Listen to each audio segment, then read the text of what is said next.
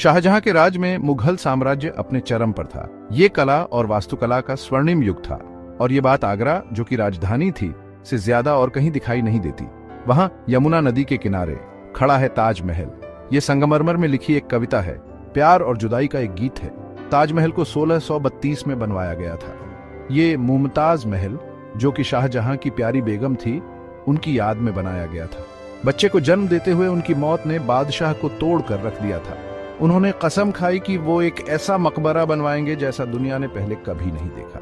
ये उनकी खूबसूरती और उनके प्यार का प्रतीक होगा। ताजमहल का निर्माण एक बहुत बड़ा काम था। इसमें 2 दशक से भी ज्यादा समय लगा और हजारों मजदूरों ने इस पे काम किया। सबसे बेहतरीन कारीगरों और शिल्पकारों को पूरे साम्राज्य और उससे भी दूर से बुलाया गया था। वो पर्शिया, तुर्की और यहां तक कि यूरोप से भी आए थे। माना जाता है कि मुख्य वास्तुकार उस्ताद अहमद लाहौरी थे। वो प्रसिद्ध बिल्डरों के परिवार से थे। उनके विजन ने कई वास्तुशिल्प प्रभावों को एक साथ लाया।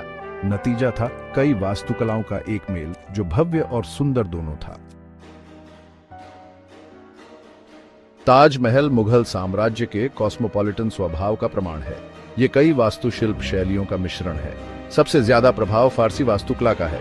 ईवान, मीनारों और एक केंद्रीय गुंबद का उपयोग, ये सब फारसी वास्तुकला की विशेषताएं हैं। भारतीय परंपराओं ने भी डिजाइन में अपनी जगह बनाई। छतरियों का उपयोग, जो कि छोटे गुंबददार मंडप होते हैं, भारतीय वास्तुकला में एक आम विशेषता है। बगीचे भी मुगलों के सिमेट्री और स्वर्ग के बगीचों के प्यार को दर्शाते हैं। ताजमहल का निर्माण अभियांत्रिकी और शिल्प कौशल का एक अद्भुत नमूना था। राजस्थान से निकाला गया सफेद संगमरमर हाथियों द्वारा ले जाया जाता था, फिर उसे चमकदार होने तक पॉलिश किया जाता था। जटिल पच्चीकारी का काम लाजवाब है।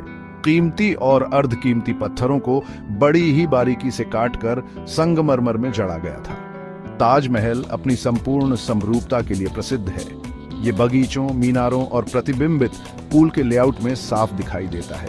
डिजाइन का यह सामंजस्य स्मारक की शांत और कालातीत सुंदरता में योगदान देता है। ताजमहल की मुख्य संरचना एक ऊंचे चबूतरे पर स्थित है। इसके किनारों पर 4 ऊंची मीनारें हैं। ये पतली मीनारें स्मारक की ऊंचाई को और बढ़ाती हैं। वे एक व्यावहारिक उद्देश्य भी पूरा करते हैं, जिनका उपयोग लोगों को नमाज के लिए बुलाने के लिए किया जाता था। परिसर के बीचों बीच मकबरा ही है। ये एक शानदार दोहरे गुंबद से ढका हुआ है। ये बल्बनुमा गुंबद, जो कि इस्लामी वास्तुकला की पहचान है, 150 फीट से भी ज्यादा ऊंचा है। ये सफेद संगमरमर से ढका हुआ है और इसके ऊपर एक सुनहरा कलश है। भाग 6, जन्नत के गुंबद के नीचे। मकबरे के अंदर केंद्रीय गुंबद के नीचे मुमताज महल और शाहजहां के मकबरे हैं। असली कब्रें नीचे एक तहखाने में हैं। अंदर की साज सज्जा उतनी ही शानदार है जितनी बाहरी। दीवारों पर सुलेख, फूलों के डिजाइन और ज्यामितीय पैटर्न बने हुए हैं। बारीकी से उकेरे गए संगमरमर की जालियों से रोशनी छनकर अंदर आती है और एक नरम सुंदर चमक बिखेरती है। यहाँ का माहौल शांति और सुकून भरा है, जो मुमताज महल की याद में एक सच्ची श्रद्धांजलि है। भाग 7, पत्थर पर उकेरी गई एक विरासत। ताजमहल मुगल साम्राज्य की भव्यता का प्रतीक है। ये सिर्फ एक मकबरा नहीं है, ये प्यार, जुदाई और कलात्मक प्रतिभा का प्रतीक है। 1983 में इसे यूनेस्को की विश्व धरोहर स्थल घोषित किया गया था। ये अपने उत्कृष्ट सार्वभौमिक मूल्य के लिए पहचाना जाता है। दुनिया भर से लाखों पर्यटक हर साल आगरा आते हैं। वे इसकी खूबसूरती को निहारने और इसके कालातीत आकर्षण को श्रद्धांजलि देने आते हैं। भाग 8, समय की फुसफुसाहट, बदलाव के साए। सदियों से ताजमहल ने कई चुनौतियों का सामना किया है। प्रदूषण, पर्यावरणीय क्षरण और समय ने इसे नुकसान पहुंचाया है।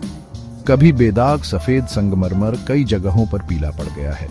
भारत सरकार अंतर्राष्ट्रीय संगठनों के साथ मिलकर इसके संरक्षण के लिए काम कर रही है। इनमें प्रदूषण नियंत्रण के उपाय, जीर्णोद्धार कार्य और भीड़ प्रबंधन की रणनीतियां शामिल हैं। भाग 9, ताजमहल, एक शाश्वत सूर्यास्त। ताजमहल अपनी सुंदरता से दुनिया को मंत्रमुग्ध करता रहता है।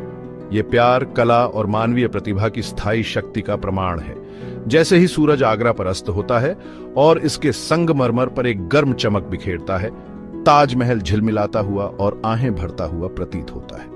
ये मुगल साम्राज्य की विरासत की याद दिलाता है, एक ऐसी विरासत जो इसे देखने वालों के दिलों में विस्मय और आश्चर्य को प्रेरित करती है।